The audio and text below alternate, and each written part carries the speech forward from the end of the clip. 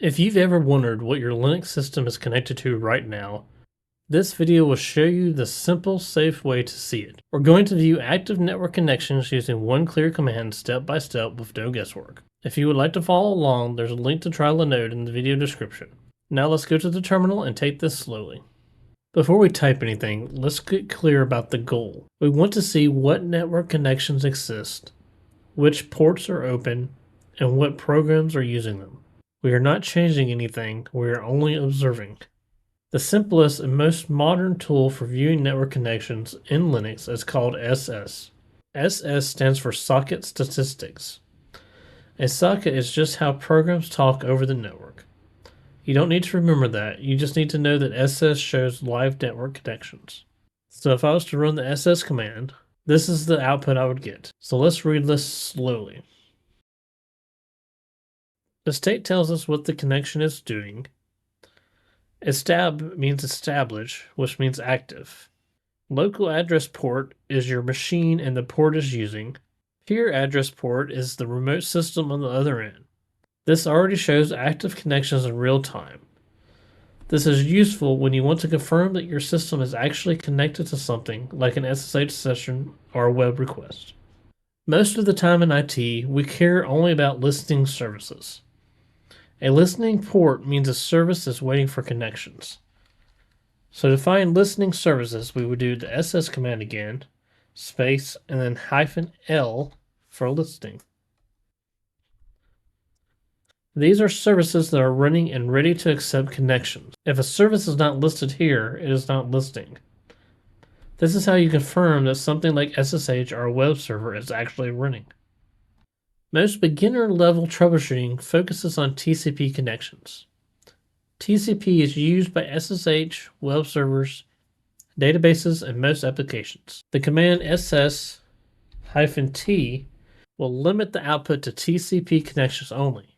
This removes noise and makes the output easier to read. Now we can combine what we've learned. We want TCP services that are listening. We would do the ss command, space, -L for listening, and T for TCP. This shows TCP services waiting for connections. This is one of the most common commands you'll use in real IT work. Seeing ports is helpful, but seeing the program is even better. For that, we add one more option. We do sudo ss-l t and this time p for ports. The -p shows us the processes using the port. This tells you exactly which program owns that connection. Sudo is required because normal users can't see all processes. This is how you confirm what service is actually bound to a port. No guessing, no assumptions. Often, you only care about one port. In that case, you would do ss-l-tp for listening TCP ports. We're going to pipe to grep, and then we're going to search for SSH. This filters the output to only show SSH. And you can replace that with any service or any port number you want to. The first biggest mistake a lot of newbies make is forgetting to use sudo. If you don't use sudo, you may not see the program name. That is expected behavior, not an error. The second mistake a lot of new people make is expecting netstat. Older guys use netstat. On modern systems, SS replaces it. And the third mistake a lot of beginners make is listening versus establish. Listen means waiting. Establish means active.